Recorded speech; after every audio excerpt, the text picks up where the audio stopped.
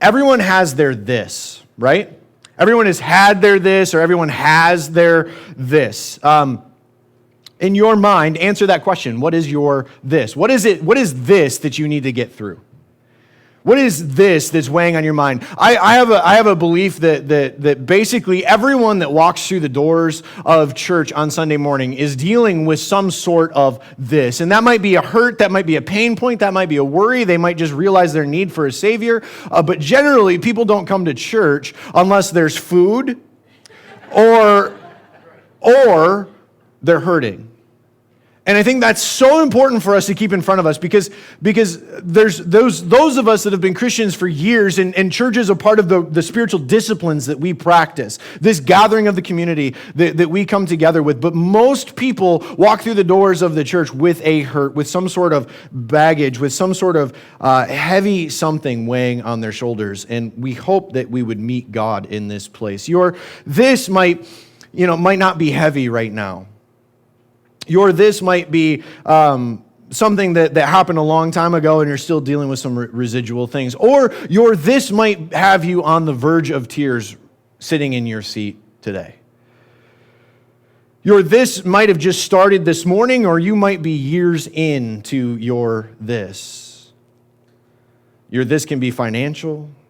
It could deal with your family. This might be a relationship this. Or this might be the battles you fight in your own mind that nobody can see.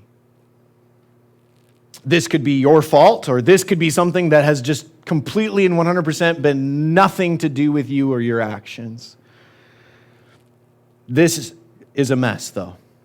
Everybody say that. This is a mess. This is a mess. And you're wondering if you'll ever get through this. And I'm here to tell somebody at least, that with God's help, you will get through this. I think that more important than knowing that you'll get through this is the means by which you will come out on the other side. It's one thing to give people encouragement that has holes in it. Look on the bright side. Yeah, okay, what bright side, right? Kind of a thing. You'll get through this. Even telling someone that is sometimes, it falls on empty ears. It falls on a heavy heart, and it does nothing. It puts nothing under it to jack up that hope. It does nothing to support what might really be there. But I think those three words before you'll get through this, and what Max Lucado wrote, that with God's help, you'll get through this, are more important than anything. Let me read Isaiah 43, verse 2 to you. This is God speaking. He said, I will be with you when you pass through the waters, and when you pass through the rivers, they will not overwhelm you. You will not be scorched, when you walk through the fire, and the flame will not burn you. This is just one example of the type of God that we serve. This is just one example of the God who is our rescuer, who is our hope, who is our Savior. The God of the Bible is a God that goes with us in our this. The pit that we're in never surprised God. And more than that, He has a plan for it on the other side. And I hope you realize that today. Notice that here in this scripture and in other places where we see that God never abandons us, that God never forsakes us, that God will never leave our side. He may be distant at times, allowing us to experience some pain that will refine us and mold us. Remember that there's possibility. The pit usually begins possibility and potential. It's usually in the pit, when we're in the darkness, that we begin to ask the tough questions. We begin to consider things beyond ourselves. Because let's face it, you probably have plans for the rest of the day. How many of you are watching the football game after you get out of church? Nobody wants to watch the Lions lose today. Okay, that's great. Hockey season starting up. We got any hockey fans? A couple of you? Yeah, okay. How many of you are going to go to lunch after church? Okay, more than that, how many of you are going to eat lunch after church today? All right, let's get some full participation. Some of you are lying. You're just like, come on, preacher man, get me to break. Yeah, that's not where it's working today. Thing is that a lot of times our plans center around us. Our plans center around us. And when we're in the pit, man, it's really hard to get our eyes off of us. We seek comfort, we seek relief, we seek light, we seek things out of this pit. And rarely do we consider that God may have put us in the pit for a reason. Rarely do we consider, and seriously consider. And so sometimes God has to leave us there for a little bit to get our attention. Anybody been through that before? God has to leave us there to get our attention. And I think that that's so important. See, God is never going to leave us. He's never going to let us try and figure things out on our own. He will cause us to ask questions. He will cause us to experience pain at times. But it doesn't mean that he's going to snap his planet-sized fingers and our mess will just instantly disappear. It doesn't mean that it's going to be easy or that it's going to be quick. But God will use the mess that you're in for something good. I wholeheartedly believe that. But what happens when we're in the middle of the mess, when we're asking the questions, when God is distant in those times?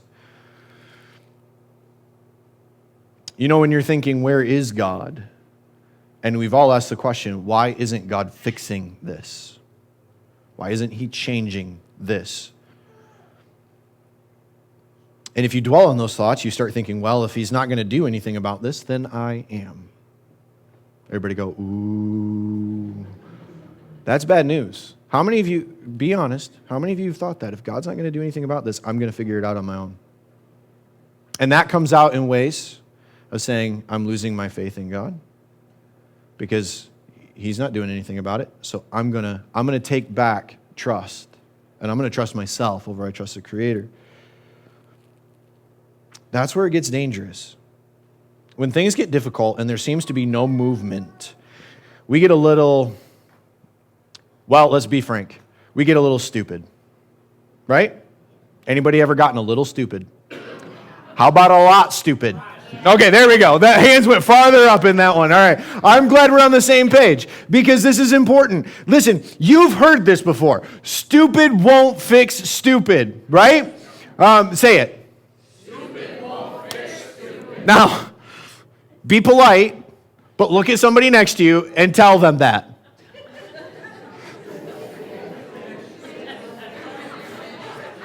It's a little different, right? It's a little different when you look at somebody next to you and you're almost calling them stupid, but you're not at the same time. You're just calling out the fact that you're getting ready to do something kind of dumb, and you need to pull it back in because what you're doing isn't going to fix the stupid situation that you're in. Because let's face it, we've been in stupid situations before. We've been in frustrating situations before that we just don't like. So it is so easy. Here's what I mean by stupid won't fix stupid. It is so easy for us to excuse sin in the hard times in life, isn't it? It is so easy for us to just throw off all discipline, to throw off all of our good-natured selves and be like, I deserve this. This is going to help me. What do you do in life, for instance? What do you do in life when you get stressed? Okay, eat. Those are the more acceptable ones. Some of you are like, yeah, I can't say that in church, right? And that's okay. Like, I'm here to, let's level the playing field. Like, we've all got our thing. Or things. When we get stressed, we're drawn to something. When we feel uncomfortable, when we feel like we're dropping into a pit, we run to something. And yeah, I've been honest and open about the food thing for me. I get stressed out, Little Caesars, $5 pizza. It's the cheapest way to get a full stomach, and it feels good. Until about an hour later, right? And then you're like, why did I do that? And then the weight comes back and all that stuff. But here's the thing, is it only feels good for a second. It's so easy to excuse sin in the hard times of life. Just once. I'll find some relief. It'll be nice just to let loose. Why this is so tempting, I'm not really sure. It seems to be a universal human condition. I haven't run into anyone that's been like, yeah, no, I'm like stronger when I'm tired. I've never seen anybody that's ever said that before.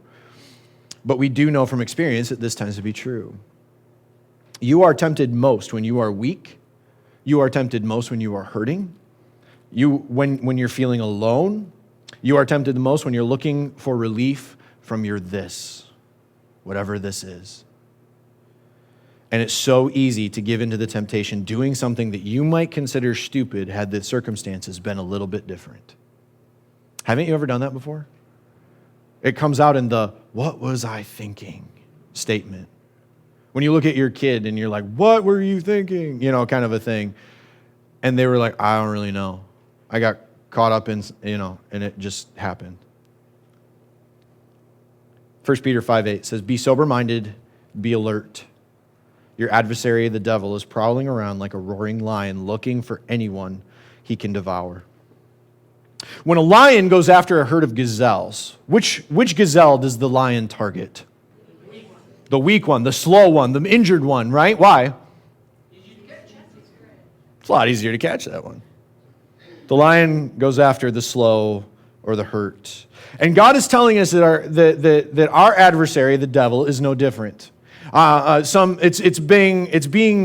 It's a little bit changing right now as far as in the world of Christendom, the beliefs about evil and the beliefs about Satan, whether he's a real being or not a real being. We subscribe to the fact that Satan is a real being, that the devil is a real creation of God that fell from heaven and now works against God, full of pride, full of anger. It doesn't mean that every tempting thought that you have is coming from Satan himself. We can do a lot on our own, right?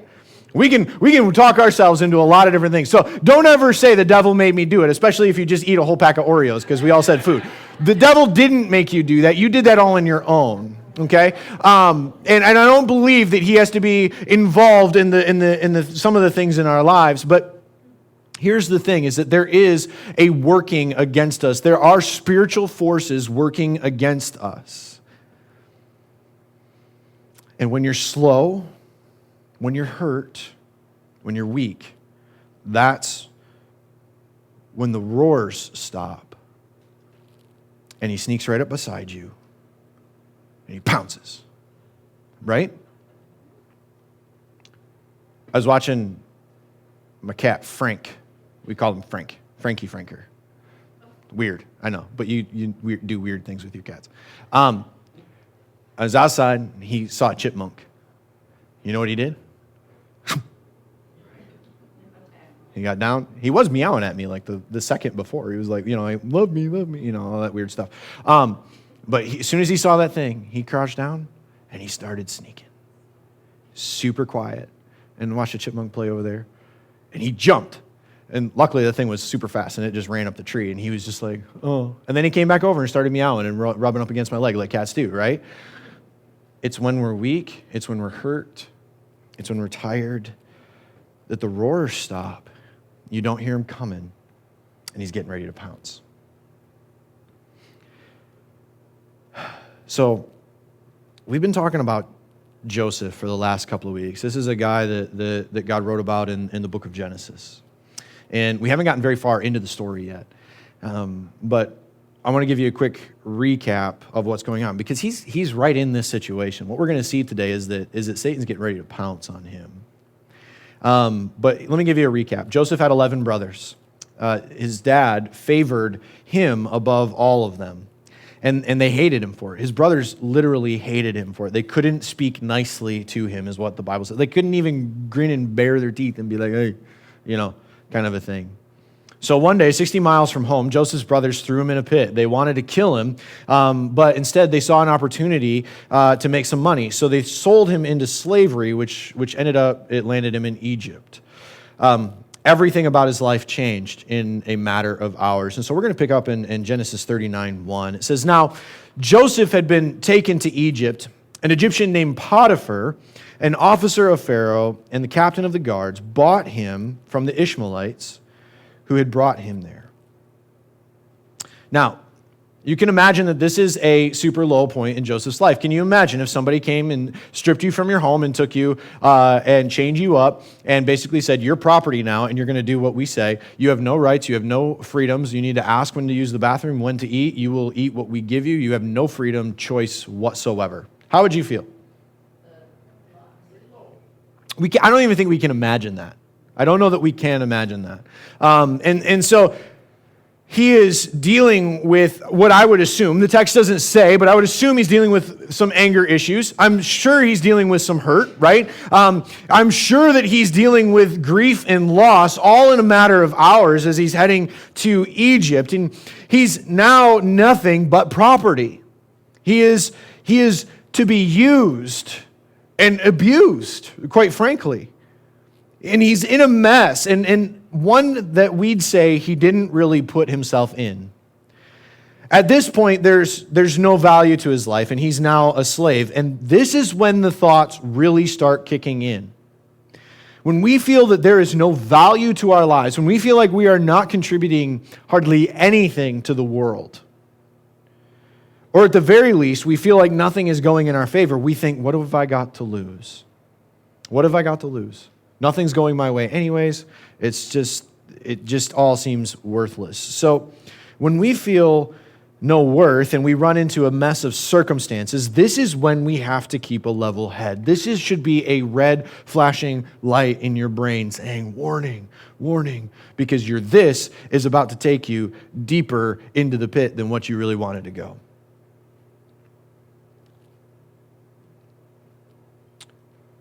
So you could very easily be heading toward doing something quite stupid. Why? Because your focus isn't on any kind of future. When you're hurting, you're focused on the here and now. You're focused on only what you can see that's right in front of your nose, right? I want this pain to end. What do you do when you start getting a sniffle? Call the doctor, right? What do you do when you get a mosquito bite right now? Right? You're like, you start, you kind of, you get all the essential oils out. You might take some meds. You might go to, ward off all these issues going on. But you're looking for something in the moment rather than looking to eternity. And as a result, you're losing sight of the value of your relationships, your reputation, and everything else that you've been blessed with and worked so hard for. Listen, temptation is often strongest when we're weary and worn and it seems that God is distant. Temptation is often strongest when we're weary and worn and it seems like God is distant. Haven't you ever had just an off day because you didn't get a good night's sleep? Like everything is just so negative and pessimistic and you're like, it's even cloudy today and the sun is like shining. You just feel that dark cloud and that rain hanging over you. It's in these moments that we forget, quite honestly, to be still and know that God is God and that you have a very real chance of setting off a chain reaction and destroying your life with just one dumb decision. When you're in the pit, when you're alone, when you're cut up, when you're completely discouraged and you see no way out, we begin to think, where is God anyways? And that's when your adversary, the devil, will come in like a lion and say, hey, you should try this. It'll make you feel better. What do you think? And if you've been down that road before, you know that generally leads to a new pit. You might come out of one, even if for a moment, but you just get dropped into the next one. And it leads to this new pit, but it leads to more bondage. Whether that be in the form of guilt and shame, addiction, broken relationships, or even a forfeited future. But that's not the only time that temptation hits. Another time that temptation will come strong is when things are going well and God seems near. Go figure, right? Why do you think that is? Why is it that we get tempted when things seem to be going well and when God seems to be near? We've covered the beginning of Joseph's life. We've seen the pits that he's been in, but as we read on in chapter 39, we see that things actually do in fact improve for him. So 39 verse 2 says, the Lord was with Joseph and he became a successful man, serving in the household of his Egyptian master. When his master saw that the Lord was with him and that the Lord made everything he did successful, Joseph found favor with his master and became his personal attendant.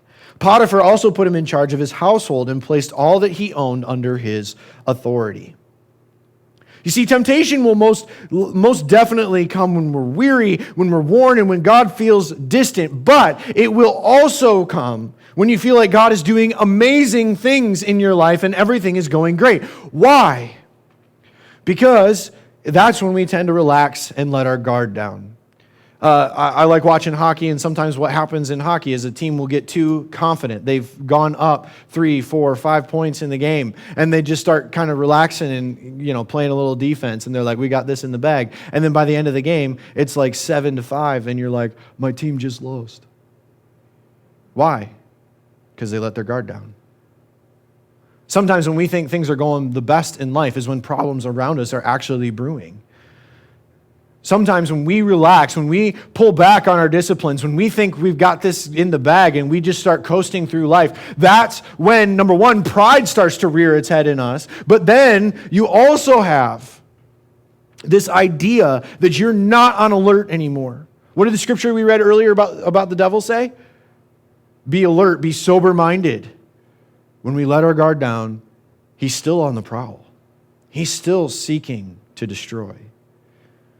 Your enemy is at war, prowling, looking for an opportunity to pounce, and this should put us on edge. I'm on the edge of my seat right now because this is a big deal. For some of you, you're loving the reminder that you'll get through this, but you don't really have a this right now. Things are good. Life is cozy. You've got enough money in the bank. Your relationships are solid. You've kind of got your future planned out. Everything's nice. But that's exactly why you need to pay attention, because as we are well aware, the mess is inevitable, right? The mess is inevitable.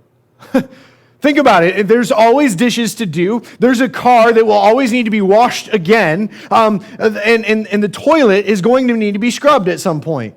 It never just stays clean, right? There is always a mess to be looking after, one that is coming.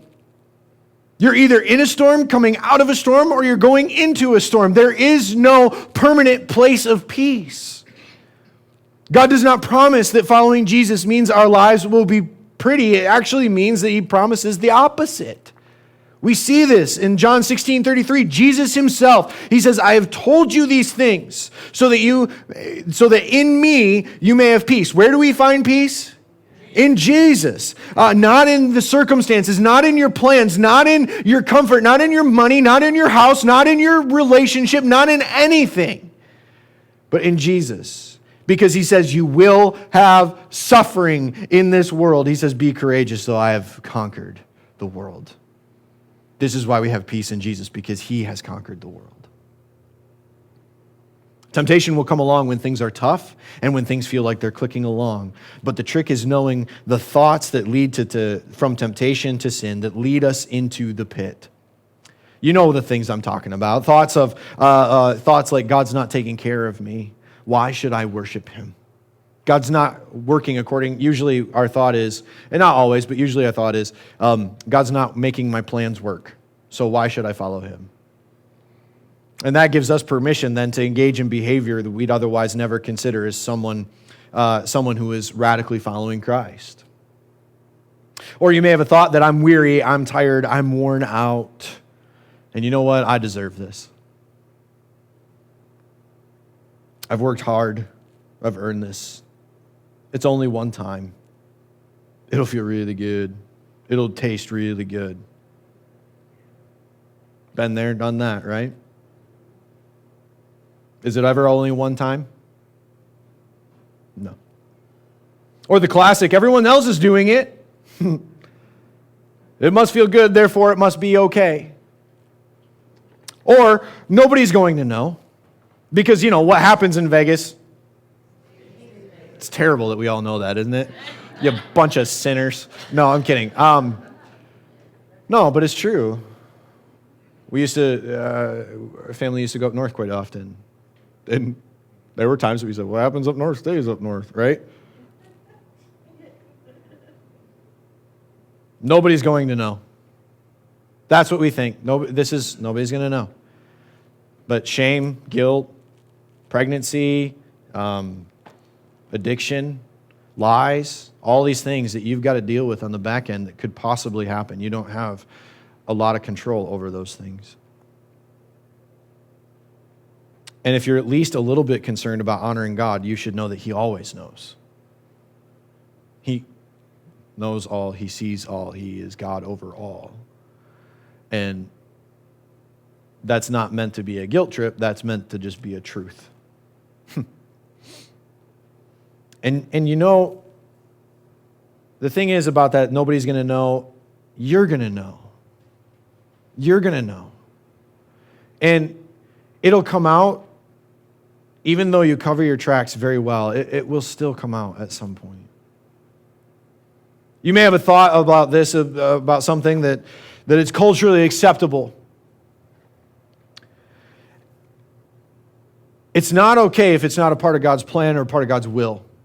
And I don't mean that in the way that God shaped out a path for your life. I mean, I'm talking about the Bible. When God says do something or don't do something, we know that those things are within God's will, what he wants for us in our lives, what he's designed for us to do. Just because it's culturally acceptable doesn't mean that we should be able to engage in those things. What has God said about it should be our measure in that. But we do think that everybody else is doing it. Nobody will see that this is a bad thing. And we know that culture will always find ways to twist and to pervert. Maybe this thought, it doesn't hurt anyone. We might do things, we might engage in things because we think it doesn't hurt anyone. But it does. You know who it hurts? Me. It hurts me. It also hurts Jesus, who died for our sins, who suffered for us. Listen, no amount of sin is ever going to cancel out the love that God has for us, the love that put Jesus on the cross. Nothing can change that. And I want to be very clear about that today. But the man was tortured. He was beaten, he was bruised for our transgressions. Our transgressions, meaning when we trespass onto someone's property, that's like kind of the idea of a transgression. When we move from one place to another, when we move outside the boundary lines that have been put in front of us, those transgressions, those sins, those things outside of God's moral boundary, that's what put Jesus on the cross. When our minds cross over those lines, that's what put Jesus on the cross. It still hurts him, yet he still loves you. Listen, sin changes us. It impacts our relationships and our attitude. There are always implications to our sin. There are always consequences. Temptation is often quiet and subtle in the forms of thoughts and gentle nudges, but sometimes temptation comes in screaming at us. Have you ever experienced that? Like all of a sudden you're just sitting there enjoying some TV or something like that, and a commercial comes on, or, stinking cake commercials. Dairy Queen, yeah, ice cream. Reese's is pretty good at that too. But, all of a sudden, one thing sets your mind off, doesn't it? Sets off cravings in your head, sets off thoughts, sets off plans, sets off all of these things. And it can change in an instant. Sometimes temptation will come screaming in at us like a football player looking to flatten the quarterback. Joseph found himself in that kind of a situation. He's in Potiphar's home now, right? He's the assistant to Potiphar. He's dealing with some things. He's second in command there. And what we saw is that he found success and things are going well now. He's got power. He's got respect. And man, when you can get a respected man to fall, it can have catastrophic effects that cast doubt into minds of so many people. So I want to go back to the text, and this is a story, so this is going to be a long passage of Scripture. We'll put it on the screen, but it's great if you read it too. But Genesis 39, starting with verse 6, it says, he left all that he owned. So Potiphar left all that he owned under Joseph's authority. He did not concern himself with anything except the food that he ate. This is an incredible trust, isn't it? Potiphar would trust everything that he owns to Joseph, a slave. Now Joseph was well-built and handsome. Everybody go, uh-oh. Joseph was well-built and handsome. He's kind of hot. Yeah, all right. After some time, his master's wife looked longingly at Joseph and said, "Sleep with me." Yeah, everybody can say it again. Uh-oh, yeah. But he refused. "Look," he said to his master's wife, "with me here, my master does not concern himself with anything in this house, and he has put all that he owns under my authority. No one in this house is greater than I am. He has withheld nothing from me except you, because you are his wife. So how could I do this immense evil, and how could I sin against God?" Although she spoke to Joseph day after day, he refused to go to bed with her. Now one day he went into the house to do his work, and none of the household servants were there. She grabbed him by his garment and said, "Sleep with me." But leaving his garment in her hand, he escaped and ran outside. When she saw that he had left his garment with her, he had run outside, she called her household servants. "Look," she said to them, "my husband brought a Hebrew man to make fools of us. He came to me so that he could sleep with me, and I screamed as loud as I could. When he heard me screaming for help, he left his garment beside me and ran outside. She put Joseph's garment beside her until his master came home. Then she told him the same story. The Hebrew slave." Notice how she keeps calling him a Hebrew slave. We're dealing with prejudices and racial issues here, and this is not a new thing in culture. "A Hebrew slave you brought to us came to make a fool of me. But when I screamed for help, he left his garment beside me and ran outside. When his master heard the story his wife told him, 'These are the things your slave did to me,' he was furious and had him thrown in prison where the king's prisoners were confined. So Joseph was there in prison." The end. Right? He's a slave who just tried to sleep with a government official's wife, according to her story. What do you think is the punishment at this time for that kind of a thing? It's basically what he's probably thinking is going to happen. So what did Joseph do wrong? Trick question, right? Nothing. Joseph did nothing wrong. He did nothing wrong. He did everything right, and it still ends up all wrong. There's a lot we can learn from Joseph, because when things were getting better and when temptation came screaming in, what did he do? He fought back. He fought back against it. So let's take a minute to learn from what he did right. The first thing that Joseph did was he refused, and he said no. Did he say it in his mind, or did he say it out loud? He said it out loud. He literally said it out loud. So when temptation comes screaming in at you, what do you need to do? Say no. Yes, say it out loud. Say it not just in your mind. Don't try to let people down easy when you need to get away from something. Just say no.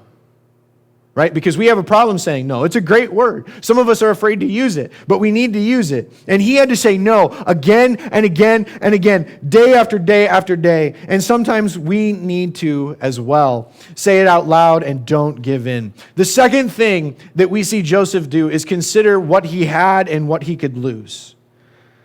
You know, I think a lot of times we don't take the time to pause, to think, to really consider what our actions might end up leading to. All we can see is what it might gain us in the short term. And so consider what might happen if you go online. Consider what might happen if you make that call, if you take that drink. Consider what might happen if you say what you really think, or consider what might happen if you pursue that relationship. What are you really going to gain? And maybe more importantly, what might you lose? Joseph did that. He mentioned that he's second in charge and that he's finally got some success in life. He's able to finally enjoy that life. Life is looking up. He has influence. He has resources. He knows where this is going to go if he gives in to her demands. He's thinking ahead. Most time, temptation feels like the pressure of a pushy salesman, right? You ever notice that in your mind? Like you got to make the decision now. The opportunity is going to leave. You know you want this. You know you want this. You know you want this. Well, I'll drop the price for it. Kind of a thing. And it just, those thoughts come in and start assailing our minds. And what we really need to do is maybe do the same thing we would if we were dealing with a pushy salesman, is take 5 to 10 minutes away, thinking about what might really happen. It might seem silly. It might seem even impossible in the heat of the moment. But 5 to 10 minutes might keep you out of jail for 5 to 10 years. It might keep you from spending the next 5 to 10 years rebuilding your marriage. It might keep you from fighting off years of battling addiction. You don't always know where it'll end up, but doesn't it seem more sensible to take caution and to avoid the stupid decision? Another thing that Joseph did is he declared the truth. Genesis 39:9 says, no one in this house is greater than I am. That wasn't a prideful statement. He was just making a statement. Like, this is what I've got. Nobody else in this house. I am the top dog. I am the top slave. He has withheld nothing from me except you because you are his wife. So how could I commit this immense evil and how could I sin against God? He simply stated what was true. He says, you're married. You're his wife. This is wrong for that reason. We can't be afraid to say what is a sin and what is not a sin. And what's more, he says, how can I do this immense evil and sin against God? What do we expect Joseph to say? We expect to say, how can I do this immense evil and sin against Potiphar, your husband? But he moves it into an eternal perspective and he says, how can I sin against God? He is my desire. He is my where I put my trust. He is the one that guides my steps. All sin is not just a sin against our bodies and ourselves and against other people. All sin is a sin against God. There is a spiritual ramification for these things. Next, and this one I think took some preparation on his part, but Joseph learned to prepare for persistent attacks. When Satan is prowling, he'll come to the door and he'll start knocking. He's not going to just knock once. He's probably not going to just knock twice. How many times do you think he's going to knock? He's going to stay there. This is what we commonly refer to as our vice. We've all got a thing, right? Maybe multiple things. But things that come up to us, and I'll go over here. It might be light. Hey, you know you want me. Right? I mean, I'm being a little funny about it, obviously, but it's true, isn't it? Don't you face those things day in and day out? He'll keep knocking. Days, months, even years will go by, and he will still be knocking. And you have to keep that door shut. You have to keep the door shut. You cannot give evil a foothold because once it gets a foot in the door, can you close that door back up? Have you ever done that? I did that to my sister a lot when she was trying to get in my room. Or trying to get in her room. I wouldn't put my foot in my own door. That made a lot of sense, right? Trying to get into her room. You stick your foot in the door, they can't close it. You don't got to exert any effort. They can push all they want until they break the door off the hinges, right? But once you get a foothold in, that door's open. And you can start having a conversation. You can start dealing with some of those things. Don't open the door even when the enemy keeps knocking. Joseph also knew to stay away. Verse 10 shows that he didn't even go near her. And sometimes that's what we've got to do. We've got to keep our distance. So we can't be around certain people. We can't be around certain things. Why?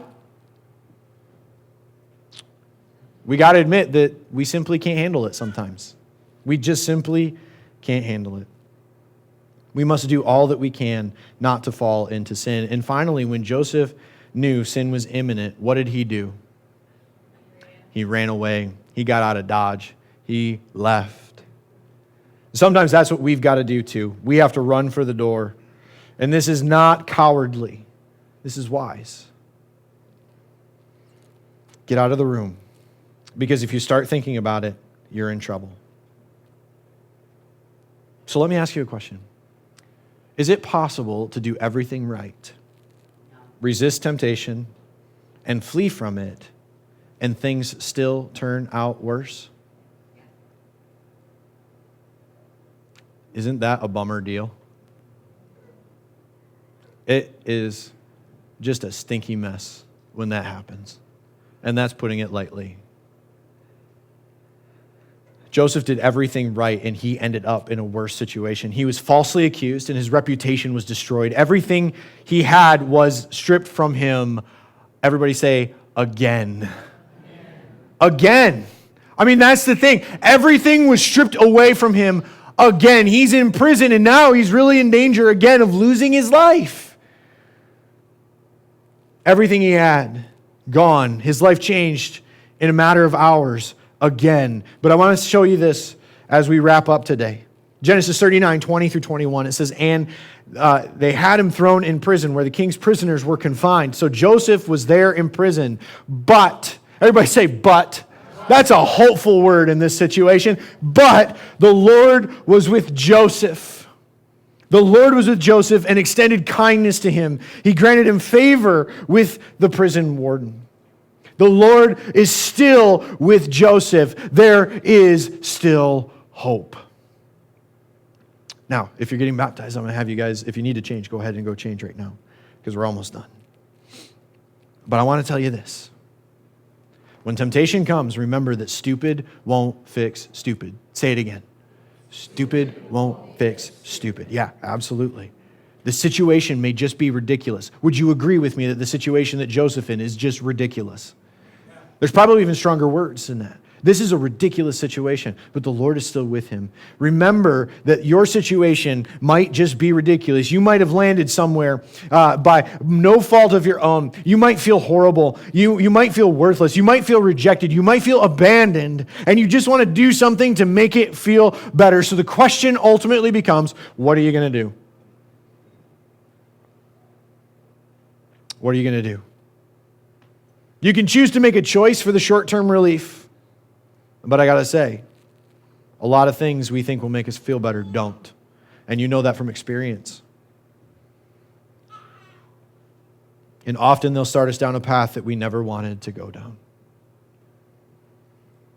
So listen to me carefully. Our God, who is full of grace, can save us out of our sin.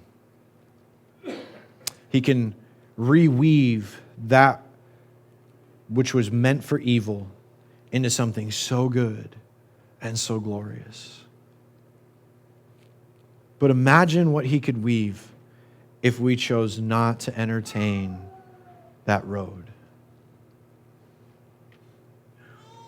The grace of God is simply this. In Romans 5:8, we read, God proves his own love for us in that while we were still sinners, Christ died for us. While we were still sinners, Christ died for us. All of us, believers, people who don't believe, who are questioning, doubting,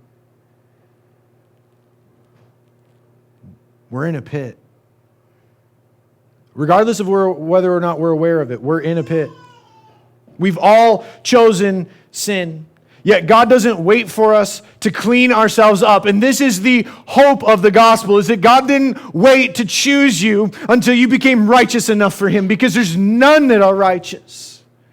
He didn't wait for you to be like, okay, I think I'm good enough to go into church. It won't burn down if I walk through the doors, right? Because we've all thought that from time to time. We've all had weeks that, like, you know what's happened this past week. You're carrying that guilt and you're carrying that shame. And you just feel like there's going to be judgment happening. God doesn't wait for us to clean ourselves up. He carved the path and he said, if you will trust me, I'll get you through this. If you will trust me, I'll get you through this. Sure, you can solve some of the things on your own, but you can't fix the issue of sin and death. You can't fix sin and death. Only God can, by his grace, through faith in Jesus Christ, under the guidance of the Holy Spirit. And this invitation to trust him is open every minute of every single day. This invitation is available to you today. It's available to you tomorrow. It was available to you yesterday.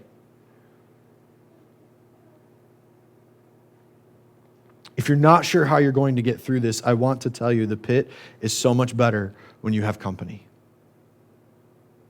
Jesus climbs into our pits and he offers us rescue by his life, death, and resurrection. If we trust him It will give the pit meaning. It will bring about possibility and potential.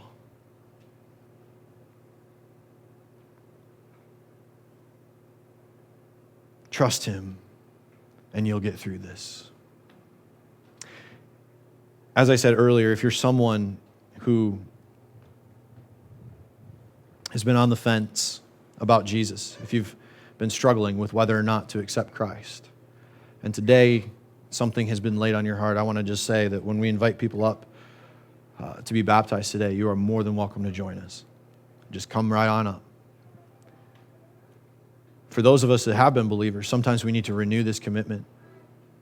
And just like sometimes when you go to a wedding and it kind of inspires you to renew your vows with your spouse a little bit and remember those days, baptism is a time for all of us to call back to the days when we gave our lives over to Christ and to renew that commitment and that trust in him by seeing him work through us and through other people. But the bottom line is we need to trust him. You'll get through this. It won't be easy. It won't be quick. But God will definitely use this mess for something good. In the meantime, don't be foolish or naive, but don't despair either, because with God's help, you'll get through this.